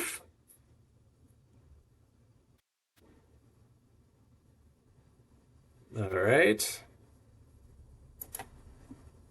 I will... That one's likely to make a little bit more of a difference. And then go here and activate to deal 4 damage to Spring Dryad right there. And I'll gladly take 2 if it means I get to keep my big breakthrough alive and I get to play an Oakfather minion now. I like that. And now I've got Growth Aura. Give your creatures 4 health. You gain 4 health. And Army Commander. Always a problem. But if we do Ice Storm there, into the Mecha Mage 4 damage there, and do I want to do that now or save it? I think I'm going to do it now to try to keep that one Mecha Mage alive. I know the 2 attack I'm not worried about, but it's that activate ability to be able to do 4 damage to something I think is really key. So I'm going to try to keep that alive, or at least dissuade my opponent from wanting to try to take that out really easily. Scuba Toad. Hi, Jurch. I was just looking through the Gen Con events. Yes. So, disclaimer on the Gen Con events is how the process works is we submit our schedule to Gen Con, and then they take a month or so to audit the events and massage the schedule and see what's going to fit for the spaces that are allocated to different booths and things like that.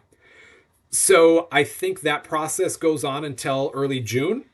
I can answer any questions as to what we submitted, and then, but in terms of, oh no, but in terms of exact size or exact times of events, I will not be able to explicitly answer the question for because that still is in flux. But I'd love to answer any questions about that.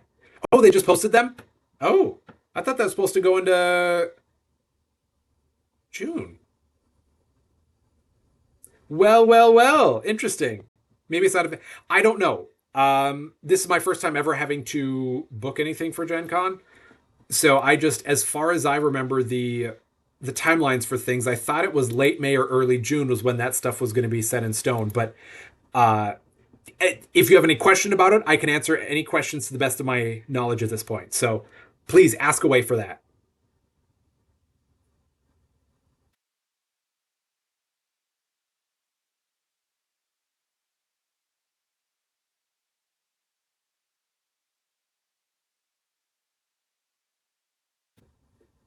Oh, good work getting rid of my basher there.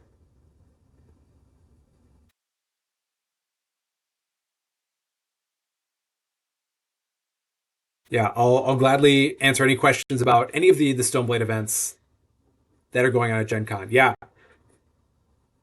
it's going to be big. We're very excited for not only all of the current library of Stoneblade games, but also You Got to Be Kidding Me is going to be there, which is re reskinning and then kind of re-release of that game. That game's pretty fun to play.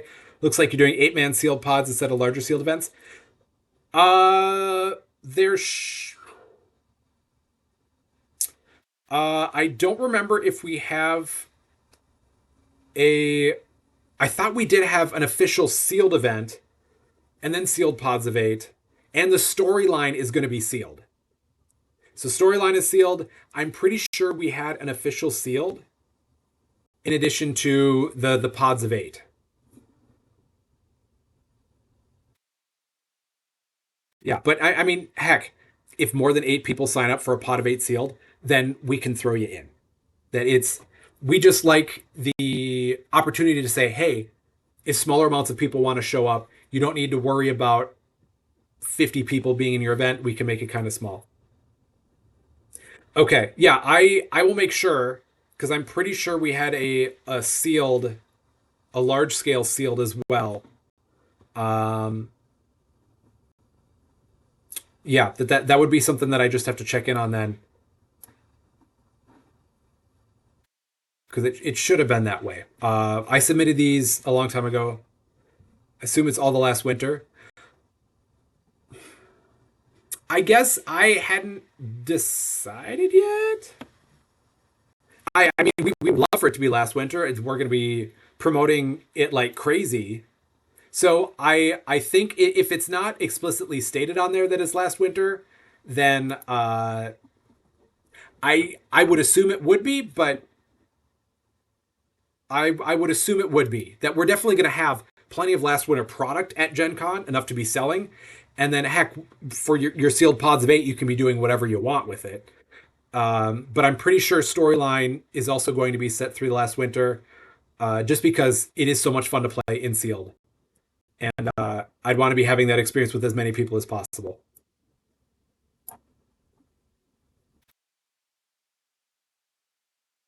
And it being unknown at the time, I'm the one that decides it, so I would lean towards doing the nice new fun shiny and exciting one. Yeah. So if it's not explicitly in the Gen Con description, it will be for the SolForgeFusion.com event side. Yeah, that's where I'll have that posted. Looking forward to Gen Con. we're in the infantile stages of what the storyline event is going to look like. But there's definitely a lot of opportunity for some really crazy things to happen. We got a lot of positive feedback about Con of the North, not Con of the North, about Fuse Fest, and some things that we can tweak to make it a much better experience still, while still keeping true to what the feedback was for the event. Anybody that attended Fuse Fest 2 and has feedback for me, please reach out to me. Message me directly on Discord, where I'm still Jurch, and you can email op@stoneblade.com. That will also get you directly to me. I want to know what things went well, what things didn't go well, because then we can make next time better. And I have no delusions thinking that I am perfect at anything that I do. So any feedback I take as a positive assist in trying to make me the best that I can at this job, because that's what everybody wants, is the best possible experiences, especially for people who are traveling, long distance, short distance. Either way, you are using your time and energy and resources in order to have a fun experience, and I want to make sure that I'm honoring that as much as possible. So any feedback related to that is always good and always welcomed. And then Army Commander, upgrading 2 cards in your discard pile and returning 1 to your hand. I've got a pretty good setup here with 3 creatures with Breakthrough. Now, granted, they will be gaining 3 health every time they play a creature, but I'm glad that this Asir Mecha Mage is going to likely live through this combat. Looks like you guys are in the Lucas Stadium this year. So we do have, as far as I remember, oh, well, I don't like my chances anymore. Because now we got a Krogius. So now we're on a timer, which is okay. Makes sense. Go to 2 your creature's 12 armor this turn, so I can survive a little bit longer. I did not get a spell. Destroy an enemy creature. Yep, that's a good call there. Okay, so they've got 14. I've got 28. I don't have a spell to turn off or to deal damage for that Mecha Mage. Are they? Yep. Okay, that makes sense. I can give it 12 armor, whatever I'm putting here, 12 armor.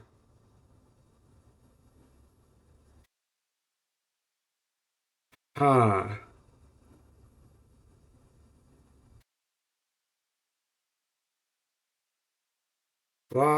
So that could be 10 up to 11, 21.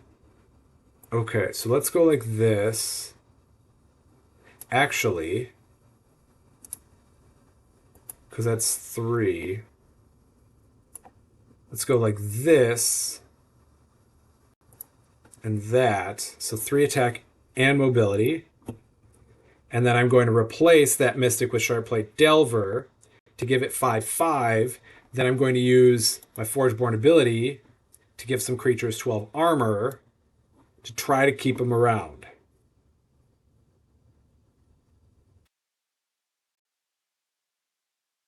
Yeah, so Lucas Stadium, I don't remember exactly. Well, I don't know where the exhibitor hall versus the events hall, where those are exactly located, but we do have spots for each this year, I'm pretty sure. Yeah, that all those, if that information has just been thrown out, then that is news to me. So then I'll be checking in on that this week to start lining up, because August is going to come sooner than you think. Okay, what do you got going on here? Gaining health from that Spring Dryad. That's been unfortunate. Give one of your creatures 10 armor. And then moving it. Okay. Not moving it. Okay. So if I go like this, and 12 armor is 23, so that's 7. Questions about worlds. So We have a whole bunch of news sources that are coming out in the immediate future. Like we've got the monthly newsletter, the episode of On Forge, all that good stuff. And with that, we are announcing that for Worlds this year, you don't need to have a silver deck.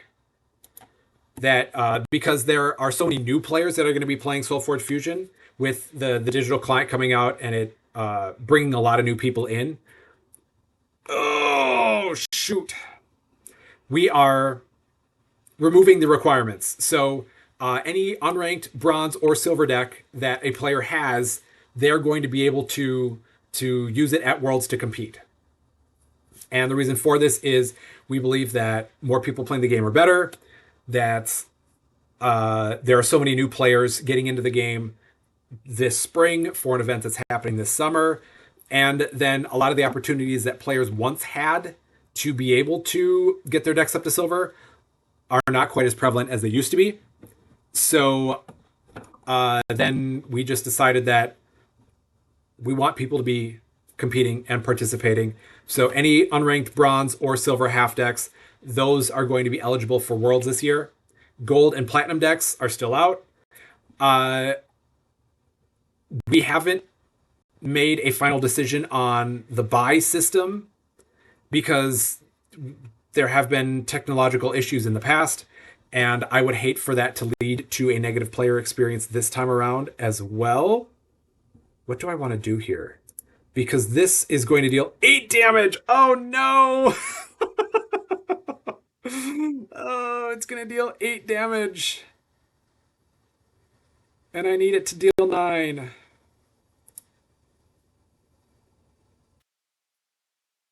Oh, that's tough.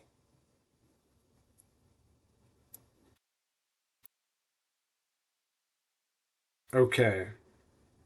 22, that's not going to matter. That's not going to matter. Yep. I needed that other Mecha Mage to live, so if I had put the armor on that instead, oh, I would have won. If I put the armor on that one instead, I would have won because that Mecha Mage is dealing how many? 6 and 8 is 14. So even if they had been playing creatures, I still would have been able to do 14 face damage playing this Mecha Mage. And then Fit of Rage, which is just any spell to be able to have that go. Shoot. That's a tough one to end on.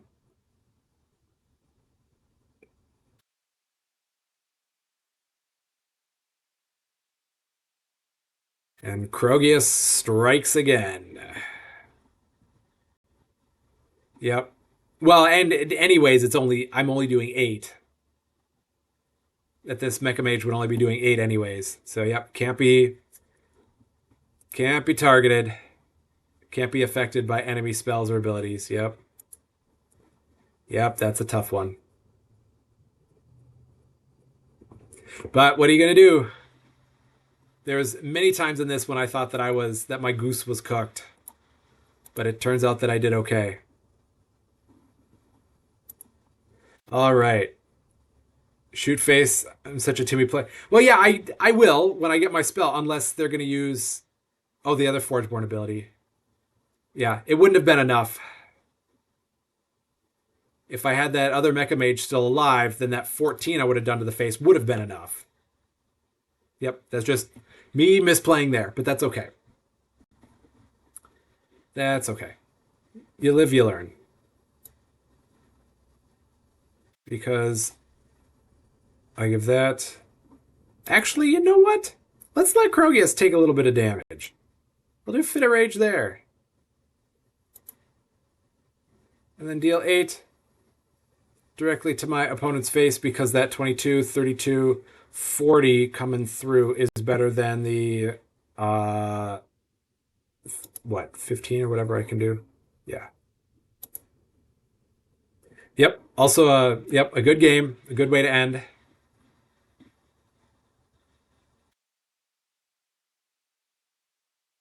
All right. There'd be nothing they could do that would lose them the game, so play your card and then we're good to go. And we can call it a night. Oh, but then I have to ask one favor of people because, like I said, I'm trying to glow up this stream and try to make it a little nicer. So after this match finishes, I would also like a little bit of feedback on this. Yeah, Ghoulish Necromancer, that level 3. Next card you play, next level 3 you play is free, and then you can activate to play a card from your discard pile for free. A lot of opportunities to make sure you get that Krogius out. And then now I get to see what else that they want to be playing. Gotcha. Now, if for some reason... Oh, well, they gained life. If for some reason that turn had taken too long, where they timed out, I think it just would have went on to combat, and they wouldn't have been able to continue doing all this. So, yep. But what I'm going to do is, as I'm trying to improve my game as a streamer, I came up with the intro slide that y'all saw, a couple of other pages trying to make this look better. And then I also came up with this closing slide here. So after I take a boatload of damage and got defeated and good game opponent, got a little bit of XP for that. I appreciate it. So then what I'm going to do is with this closing slide, y'all get to see just kind of a way for me to be ending the show. Wait, but you can't hear me. But you couldn't hear me on that one. So that's part of the magic. So you'll see that closing slide. Then I've got that. And all of those links are clickable. But I don't know if that translates through onto Twitch. So if anybody, when I close out the stream here in a couple of minutes... Oh, you could hear me? Oh, well then I'm going to switch to this closing one, because it wasn't showing my audio was working with it. So I guess if y'all can still hear me, then that's great. So on this closing slide then, we've got, you can be watching on Forge, the monthly YouTube show, news show for Stoneblade and SolForge Fusion specifically. Join the Discord, follow us on Twitter, and then find the digital client on Steam for anybody that's just starting to check this out. As always, thank you so much for joining me, and I'll see you next week. We've got the Wednesday stream that is still happening at the usual time. And just if anybody could leave me any comments in the feedback in the comments, either way, if any of those links are interactable, or if they are not because you're trying to click through a screen, then that's some more work that I have to do on my end. So I'll leave this up for a minute or two. But the goal is to be making this more interactive and more professional looking instead of just a guy at a computer playing a game. They're not interactable. Thank you, Scuba Toad. I will then work on it because I think a lot of these resources, especially for new players, these are good to know. And on Forge, this episode is going to be really good. We're talking with Justin Gary and joining the Discord. I mean, hopefully you all have found a lot of value in the Discord. Check us out on Twitter or X social media to be getting kind of updates and seeing events that are going on. And then checking out the digital client on Steam if you haven't already. But that is pretty much my time for the end of the week here. And I'll see you all at the table. I'll see you in the online battles. And as always, thank you so much for joining me. I love interacting with people. I do this because I want to be part of the community. And it's my absolute pleasure to do this. So take care, everybody, and go Wolves!